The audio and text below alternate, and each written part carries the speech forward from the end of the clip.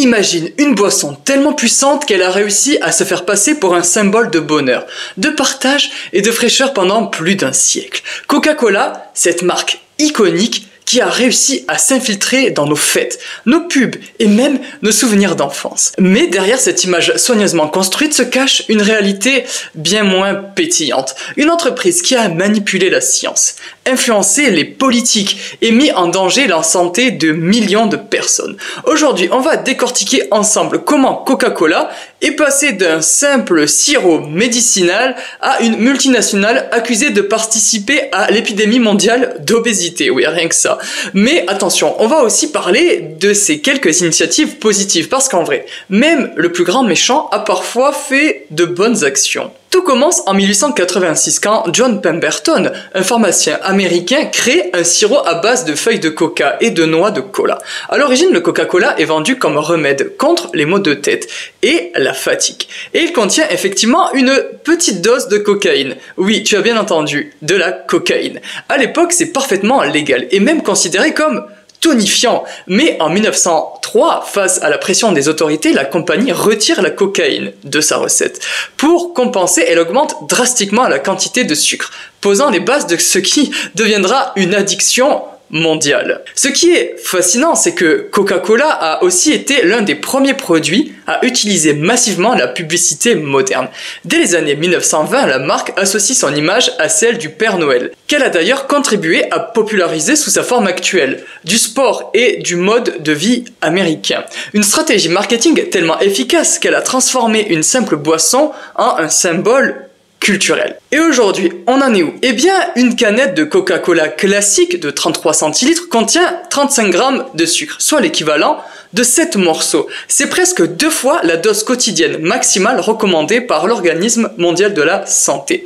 Mais ce qui rend le coca si addictif, c'est la combinaison savamment dosée de plusieurs ingrédients. D'abord, le sucre provoque une montée de dopamine, le neurotransmetteur du plaisir, créant une sensation de bien-être temporaire. Ensuite, la caféine, 34 mg par canette, maintient l'éveil et pousse à en reprendre. Enfin, l'acide phosphorique donne cette sensation de fraîcheur qui masque l'écœurement du sucre. Et des études en IRM fonctionnel ont montré que cette combinaison active simultanément les circuits de récompense et les zones cérébrales associées à la soif, créant ce cercle vicieux de consommation.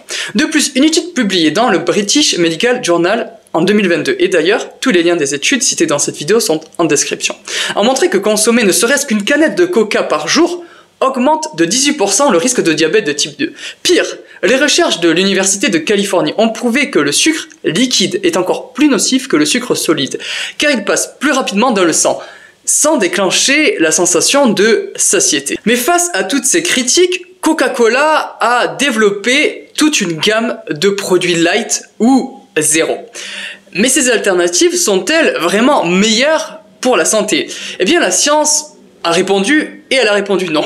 Une méta-analyse de 2023 publiée dans Nature a révélé que les édulcorants, comme l'aspartame présent dans le Coca-Cola Light, perturbent le microbiote intestinal et augmentent les risques de syndrome métabolique. Et attends, t'es pas encore au bout de tes surprises, puisqu'une étude publiée à l'université de Yale a démontré que ces faux sucres entretiennent l'addiction au goût sucré, poussant les consommateurs à manger encore plus de produits sucré par ailleurs. Donc oui, effectivement, tu bois des boissons en 0 calories, mais en fait, si tu augmentes ta consommation en sucre à côté, eh bien, ça ne sert à rien, on est d'accord. Quant au Coca-Cola Life, celui qui contient de la stevia, eh bien, il y a toujours des édulcorants de synthèse, comme le Reb-A, dont les effets à long terme sont encore mal connus. Donc en fait, au final, il n'y a rien à tirer de bon de cette gamme. Récemment, des chercheurs ont même découvert que ces édulcorants modifient l'expression des gènes responsables du métabolisme des lipides, favorisant le stockage des graisses malgré cette gamme annoncée comme 0 calories. Mais Coca a tout de même essayé de tirer son épingle du jeu en manipulant la science. Car en 2015, le New York Times a révélé que Coca-Cola avait financé à hauteur de millions de dollars le Global Energy Balance Network, un groupe de scientifiques chargé de minimiser le rôle du sucre dans l'obésité. Leur théorie, c'est le manque d'exercice, pas la malbouffe le vrai problème. Ben oui, pourquoi pas.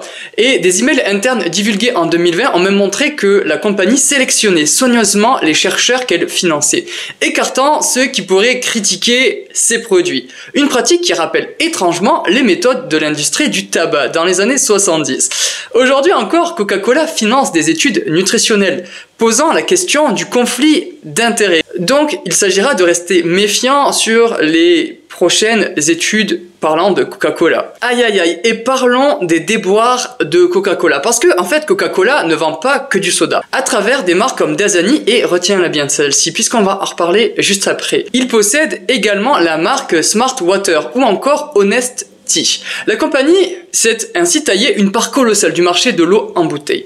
Le problème, eh bien, c'est que dans plusieurs pays, ces usines ont asséché des nappes phréatiques au détriment des populations locales. En Inde, par exemple, des villages entiers se sont retrouvés sans eau potable à cause des prélèvements intensifs de Coca-Cola. Au Mexique, où l'accès à l'eau est limité, la compagnie continue de pomper des millions de litres pour une bouchée de pain, car Coca-Cola bénéficie de tarifs préférentiels sur l'eau, payant jusqu'à 2600 fois moins cher le litre que les particuliers. Et ironiquement, une étude du NRDC a prouvé que l'eau en bouteille Dasani, tu sais celle dont je te parlais juste avant, n'est pas plus pure que l'eau du robinet dans la plupart des villes américaine. Et attends, je t'ai pas encore parlé du lobbying marketing trompeur, ou comment Coca-Cola influence les gouvernements. Oui, carrément. Car Coca-Cola est un mastodonte du lobbying. En 2019, la compagnie a dépensé plus de 30 millions de dollars pour influencer les politiques aux États-Unis, notamment contre les taxes sur les sodas. En France, elle a signé un partenariat controversé avec le ministre des Sports, promouvant ces boissons comme sportives alors qu'elles n'ont aucun intérêt nutritionnel pour les athlètes. Et tout ça, ça s'est déroulé, eh bien, il n'y a pas si longtemps, en fait, pour les JO de Paris. Ouais, toi aussi, ça t'a pas choqué, en fait, de voir que Coca-Cola sponsorisait les Jeux Olympiques ? Non mais, sans déconner. Et leur marketing cible aussi spécifiquement les enfants, avec des campagnes associant le soda